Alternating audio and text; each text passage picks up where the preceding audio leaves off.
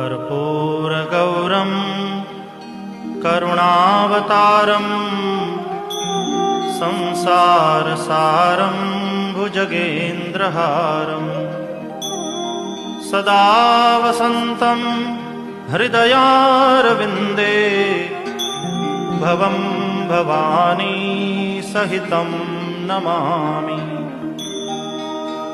मङ्गलं भगवान् शम्भुः मङ्गलं वृषभध्वजः मङ्गलं पार्वतीनाथो मङ्गलायतनोहरः।